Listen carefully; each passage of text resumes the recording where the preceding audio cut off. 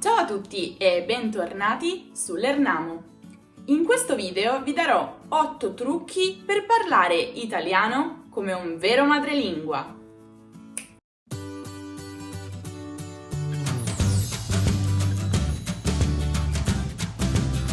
Allora, il primo trucco è dare risposte all'italiana. Sicuramente ve ne sarete accorti in maniera più o meno inconsapevole. Ci sono delle piccole risposte che gli italiani usano quasi automaticamente, quasi senza pensarci più di tanto, in qualsiasi contesto. Eccole qui. Ah sì? Davvero? Sul serio? Seriamente? Ma va? Usarle è davvero molto semplice, ve lo faccio vedere con qualche esempio molto veloce. Ho vinto il Super Enalotto! Ah sì? 1 milione di euro! Davvero? Non ci posso credere! Ma va? Avete notato? In teoria potete usarle praticamente sempre, soprattutto quando non avete sentito una parola di quello che ha detto il vostro interlocutore. Trucco numero 2. Dire se al posto di sì. Ok, forse questo trucchetto vi potrebbe suonare un po' strano, ma vi garantisco che se lo utilizzate vi farà sembrare dei veri italiani. Infatti dovete sapere che gli italiani molto spesso, soprattutto in contesti informali, utilizzano se invece di sì per dare risposta affermativa a una domanda. Ehi, hai preso tu i miei auricolari? Sì, li ho presi io. Facile, non è vero? Trucco numero 3. Utilizzare l'apostrofo con i pronomi mi, ti, lo, la, ci, vi. Ancora una volta, in contesti informali, dove quello che è davvero importante è comunicare il messaggio nel minor tempo possibile senza prestare troppa attenzione alla forma, gli italiani tendono a non pronunciare la vocale finale dei pronomi mi, ti, lo, la, ci, vi, quando questi sono seguiti da una parola che comincia per H o vocale. Ovviamente con lo e la ci sta benissimo, anzi è la norma, però farlo anche con gli altri pronomi in contesti formali, a mio avviso, non è il massimo. In ogni caso, ecco alcuni esempi. Sai chi mi ha chiamato prima? La tipa che ti ha derubato la borsa? No, il poliziotto che ci ha aiutati a sporgere denuncia. Meno male che l'abbiamo visto. Che ve ne pare? Avevate mai notato che gli italiani tendono a parlare in questo modo? Fatemi sapere nei commenti la vostra esperienza nel parlare con gli italiani. Trucchetto numero 4. Usare c'è. Onestamente non so come si scriva perché questa parolina è utilizzata davvero soltanto nel linguaggio parlato e ovviamente non si trova nei dizionari. In ogni caso, c'è è una parolina che viene utilizzata per riformulare o chiarire quanto abbiamo appena detto. Non ci metterei la mano sul fuoco, ma sono abbastanza sicura che questa non sia altro che la forma più abbreviata della parola cioè. Comunque sia, vediamo alcuni esempi.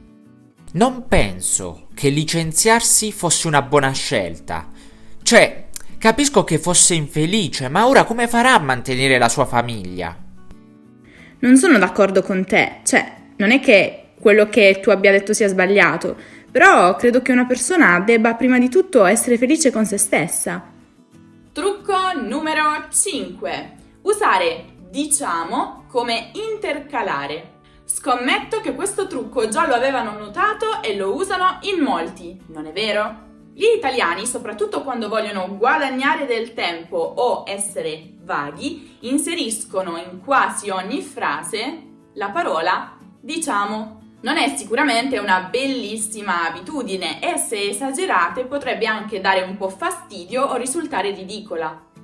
Però, se usata nella giusta misura, vi darà sicuramente quel tocco in più che state cercando. Non mi credete? Scopriamolo con gli esempi.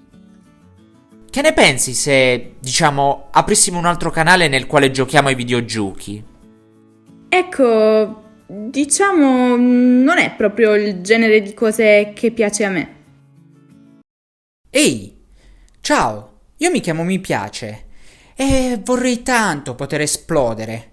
Ma per poter esplodere devi cliccarmi. Sì, esatto, cliccami. Voglio essere libero. Voglio liberarmi. Fammi esplodere. Ah!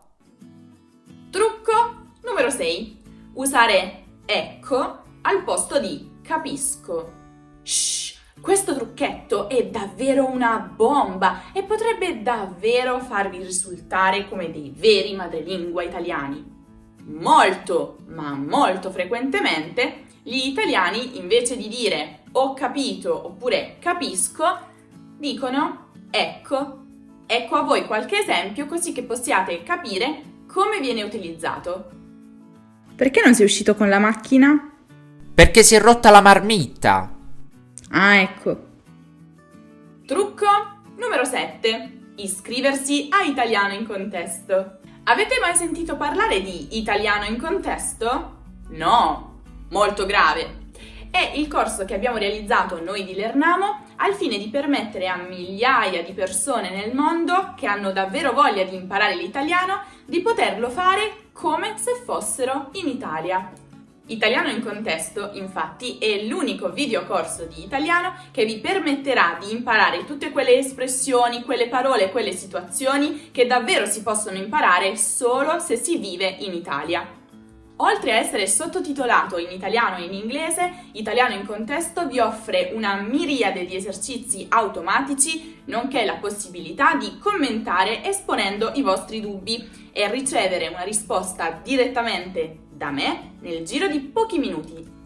Infine, se siete interessati a iscrivervi al corso Italiano in Contesto, vi ricordo che utilizzando questo codice coupon riceverete il 37% di sconto sulla registrazione. Cosa state aspettando? Il link è nella descrizione. Trucco numero 8. Utilizzare le espressioni idiomatiche. Beh sì ragazzi, ammettiamolo, questo è abbastanza scontato. Non si può pensare di parlare italiano come un madrelingua senza utilizzare le tanto temute espressioni idiomatiche. Sì, lo so cosa state pensando. Graziana, dove imparo le espressioni idiomatiche?